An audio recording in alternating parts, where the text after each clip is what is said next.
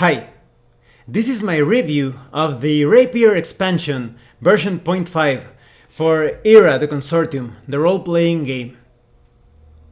Rapier is all about handling those situations when a character is highly specialized in penetrating a computer system but not very good at other things. That is, Rapier offers you the possibility to have an engaging and exciting adventure that features infiltrating a system, perhaps to steal information or to disable that system in some way or manipulate it in other ways. Now let's talk about the quality of the PDF. Being version 0.5, this is not obviously the final version, so there are some things that are just need to be polished, but overall the quality is really good. The graphic design overall is great, and you have evocative illustrations that perfectly express the theme of the expansion. Everything is well written and explained as well, and there's good organization. So the quality, considering it's version 0.5, the quality is looking pretty good. Now let's talk about the contents. First of all, you have some nice fiction telling you what Rapier is all about, of how it the mechanics and the new rules work their way into the theme and the meta plot. So with Rapier, you see that hacking into a system is like entering a sub-reality. It's a world, a virtual dimension, very different from our own. It's highly decorative when comparing it to other types of systems. Instead of seeing just code, you're going to see different worlds similar to our own, but more like a fantasy version of said worlds. So maybe a system looks like a medieval castle, or maybe some other system looks like a hotel lobby. It could be pretty much anything, and that gives a lot of freedom to the type of experiences that the agent will have when penetrating such a system. To interact with this virtual environment, the white hat or gray hat or black hat, depending on your character, is going to inhabit an avatar, and this could be anything. It doesn't necessarily have to look like your character. It could look like some sort of animal, or perhaps a monster or a mech or of sorts. They even give you a pretty funny example of a flower pot that jumps around, and at the center of the flower it shoots beams out of it. So it's a cool way to interact with these different systems. Effectively, it kind of feels like a video game. When a hacker tries to do something to a system, he's basically jumping into what feels a bit like a 3D platformer, but of course he feels he's there. He's not just distancing himself from that environment, he's actually inhabiting an entity within that virtual environment. And so he will face different obstacles when trying to get into a system. Some of them could be white hat programs that will serve as obstacles, or they kind of feel like enemies, and that will try to attack him in that gauntlet, in that virtual series of tunnels or whatever, because as I was telling you, the environment is quite flexible. One environment could be like a set of steps and corridors, and some other could be underwater tunnels. And the white hat agents could be also represented by different bizarre avatars. So it's quite an engaging experience, and this eliminates two things from what would be an obstacle in gameplay. First of all, if you have a character that is not very good at combat but is highly intelligent and very skilled when handling computer systems, well, now you have a way to put those skills to work in a way that your character could feel almost like a superhero within that virtual reality.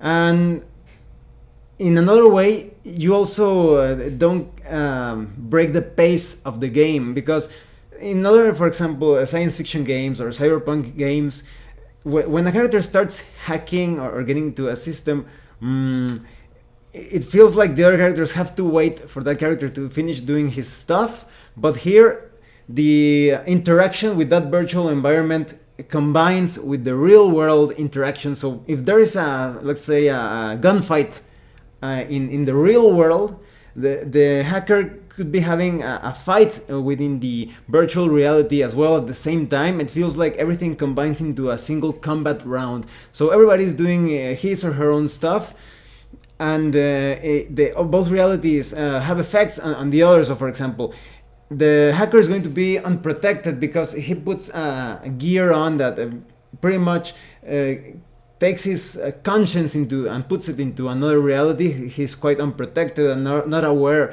of what's going on in the real world, so his team has to protect him. And on the other side of things, when infiltrating a system, that will obviously have some effects in the real world. Maybe you will deactivate a security system, or maybe you will steal vital information. So as I was telling you, it perfectly combines into a single combat round of sorts. Now let's talk about some of the options when it comes to character creation. You have information on background. So for example, you could be a street cracker, or maybe you are trained by a company or some other organization, or maybe you want to face white hats through the use of different black and gray and programs, because white hats are the main adversaries in those realities. They feel kind of like the generals of the virtual reality. They could rally all of the virtual troops against you, even heal them, and they could also attack you as well. So you have to be well equipped.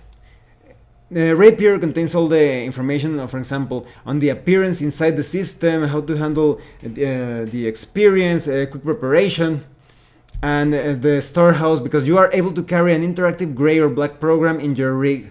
Now, your rig is basically equipment, and you can place different programs in it.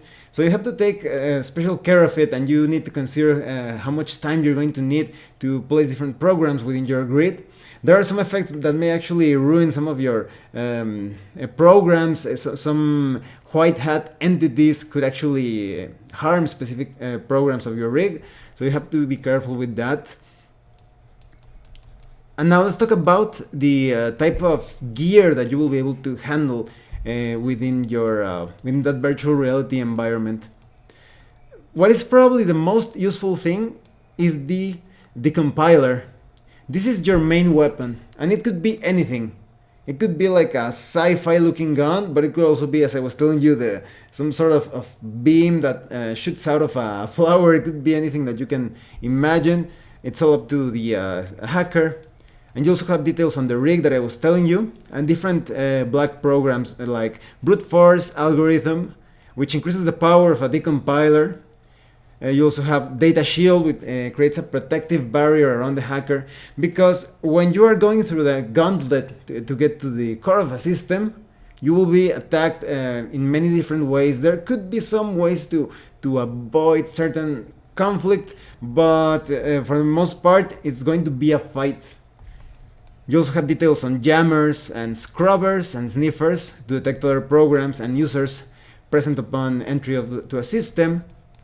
You also have a targeted anti-program code. And then you have details on gray programs, which are basically like autonomous programs that do certain things. For example, they're there to steal information on a schedule or to manipulate the system in other ways. So you have information on bots, grabbers, nukes, scrappers, time bombs, Trojans, and viruses.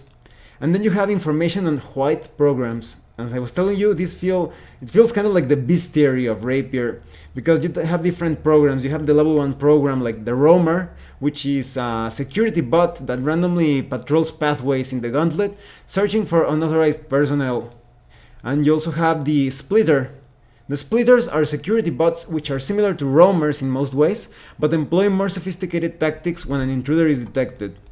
Then you have level 3 programs such as the Consumer, and the Consumer may not even be even as much of a threat as a roamer within the system, but this relatively new invention is capable of removing black programs from an intruder's rig.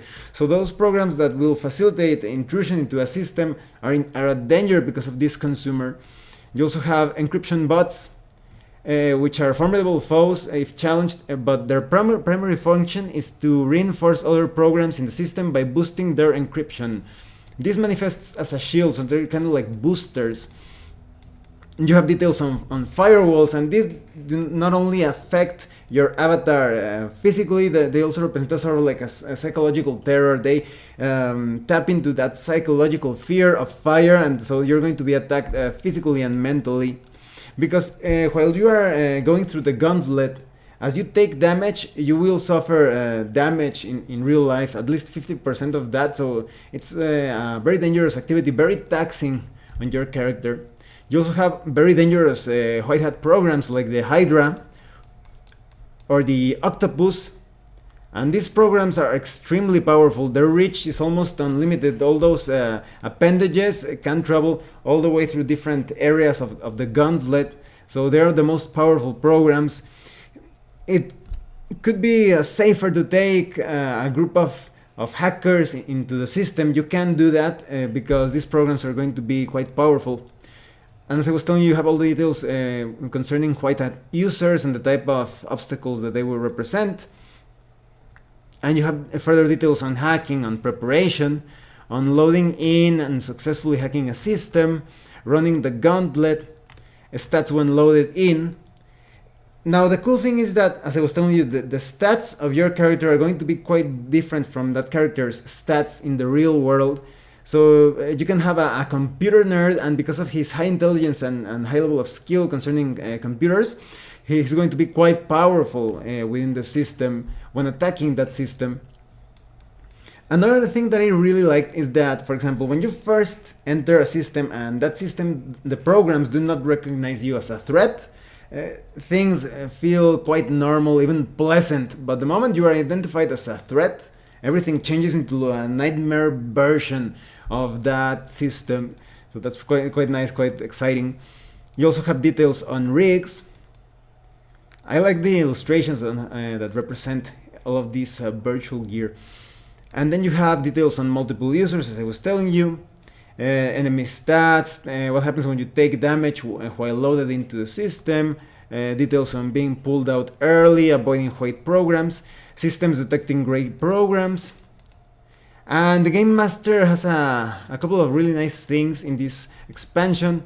Well, besides general advice on how to handle everything, virtual environments and white programs and constructing gauntlets, you also have information on suggested campaigns. You have 2 of them. And so they follow the standard template presented in other Area the Consortium rulebooks. So that's quite nice, quite complete, and you also have combat examples in case you were having some questions or you didn't know how to handle the different aspects of going to the virtual environment. You have all the examples right here. Now let me tell you what I think of Rapier. Well, considering it's version 0.5, it's looking pretty good. I also like how it's going to feel a bit like a video game, that the hacker goes into this reality, and this reality changes according to the things that happen. As long as you are not identified by the different white hat programs, you are relatively safe. But the moment you are spotted as a threat, everything feels like a nightmare. So it's like a transition from dream to nightmare in a very surprising way. And the way, as I was telling you, that your other comrades don't have to wait for you while you are hacking, that they are actually fighting, and you could be fighting on your own within that system or with someone joining you. It's going to make combat more smooth, more dynamic. So I think it's going to be quite interesting when we see the finalized version to see if they add more things or if they polish further things here in this expansion of Rapier. Well, and of course I will keep you updated when the finalized version comes out. I will give further thoughts on it. Thanks for watching my review. If you have any comments or questions, please let me know. See you later.